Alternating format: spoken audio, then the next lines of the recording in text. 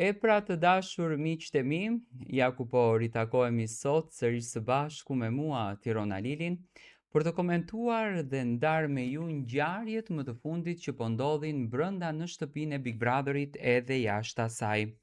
Natën e mbrëmshme ishte dasma më e komentuar, dasma më e përfolur.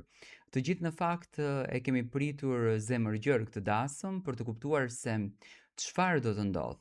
Ju e dini shumë bukur që ka patur paralajmërime që kjo dasëm do të prisheshte dhe mendoj që Rogerti ja arriti qëllimin e tij, e prishi këtë dasëm. Rogerti nuk la gjë pa bërë. Ë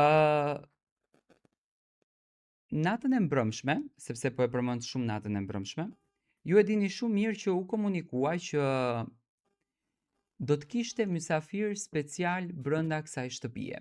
Duke u bazuar në dasmën e vitit të kaluar në Big Brother VIP Albania, ku në fakt të ftuarit special ishin pikërisht nikoqirët të kësaj shtëpie, Ledion Liço, Arber Hajdari dhe opinionistja e vitit kaluar, këtë vit do me thënë priteshte që të jetë Monika Kryemadi, Arber Hajdari dhe Ledion Liço pjesë e dasmës së Big Brotherit.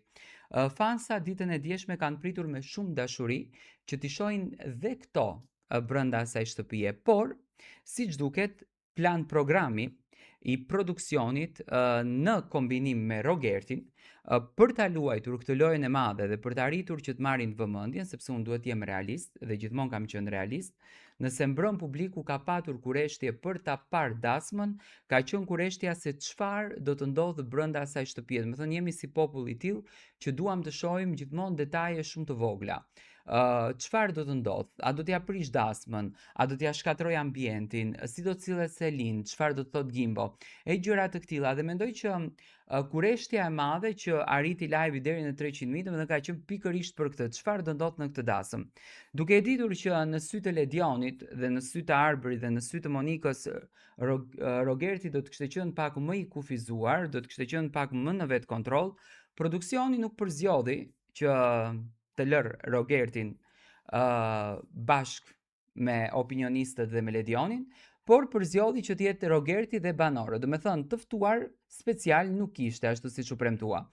Tani nëse të ftuar special quhen Defatoret edhe Artiola Toska me bendin, unë mendoj ato nuk janë të ftuar, por janë surpriza për çiftin. Se zakonisht ne kur marrim një këngëtar në dasëm, e quajmë do t'i bëjmë surpriza atij çifti. Domethënë do ta surprizojmë këtë çiftin.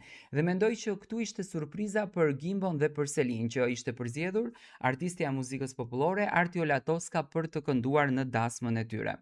Jam shumë i bindur që dëshira ka qenë shumë e madhe opinionistëve që të jenë pjesë e kësaj feste të bukur, por siç duket produksioni ka dashur që të lërë gjërat të ndodhin siç ndodhen.